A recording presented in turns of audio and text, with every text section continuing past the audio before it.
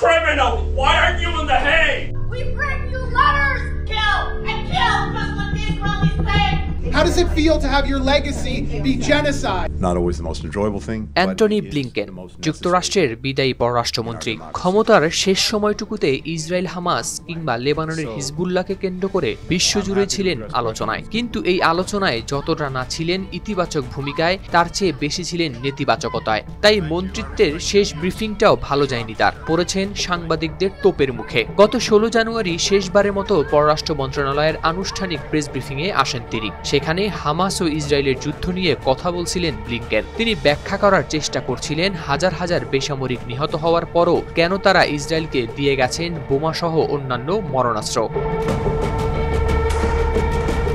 ওই সময় সাম হুসেইনি নামের এক সাংবাদিক ব্লিংকেনকে বলেন, অ্যামনেস্টি ইন্টারন্যাশনাল থেকে শুরু করে সবাই বলছে গাজায় গণহত্যা চালাচ্ছে ইসরায়েল, আর আপনি বলছেন এই প্রক্রিয়াকে সম্মান জানানোর জন্য। Criminal! Why aren't you in The Hague?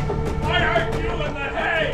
এই প্রশ্ন করার পর সাম হুসেইনিকে টেনে হিস্টে বাইরে নিয়ে যেতে থাকেন নিরাপত্তা কর্মীরা। তখন ব্লিংকেনকে উদ্দেশ্য করে তিনি বলেন, ক্রিমিনাল, আপনি কেন হেগে নয়, যার মাধ্যমে নেদারল্যান্ডসের হেগে অবস্থিত আন্তর্জাতিক অপরাধ আদালত আইসিসিকে বুঝিয়েছেন তিনি। এই আদালতে যুদ্ধাপরাধের অভিযোগে দখলদার ইসরায়েলের প্রধানমন্ত্রী বেনিয়ামিন নেতানিয়াহুর বিরুদ্ধে জারি করা হয়েছে গ্রেপ্তারি পরোয়ানা। Criminal! Why aren't you in The Hague? Why aren't you in The Hague?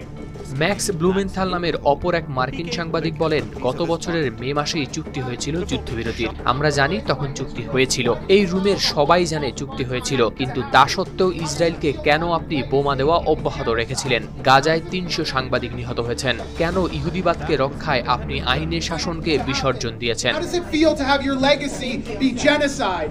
How does it feel to have your legacy be genocide? You too, Matt. You smirked through the whole thing. তিনি আরো বলেন, কেন আপনি আমার বন্ধুদের গণহত্যার শিকার হতে দিয়েছেন? কেন গাজায় আমার বন্ধুদের বাড়ি ধ্বংস হতে দিয়েছেন যখন মে মাসে যুদ্ধবিরতির চুক্তি হয়েছে? Are you compromised by Israel? Why did you allow the Holocaust of our time to happen? How does it feel to have your legacy be গত 15 মাস গাজায় নির্বিচার হামলা চালিয়ে অসংখ্য যুদ্ধাপরাধ সংঘটিত করেছে ইসরায়েল, যেগুলোতে সহায়তা করেছে মার্কিন প্রেসিডেন্ট জো বাইডেন ও পররাষ্ট্রমন্ত্রী অ্যান্টনি ব্লিংকেন। তাদেরকেও অনেকে অভিহিত করেছেন যুদ্ধাপরাধী হিসেবে। পররাষ্ট্র মন্ত্রণালয়ের সংবাদ সম্মেলনের আগে আরেক অনুষ্ঠানে তোপের মুখে পড়েছিলেন ব্লিংকেন। সেখানে তাকে গণহত্যার পররাষ্ট্রমন্ত্রী বা সেক্রেটারি অফ জেনোসাইড হিসেবে অভিহিত করেন এক বিক্ষোভকারী। genocide? How does it feel? Howlader Shamim, RTV।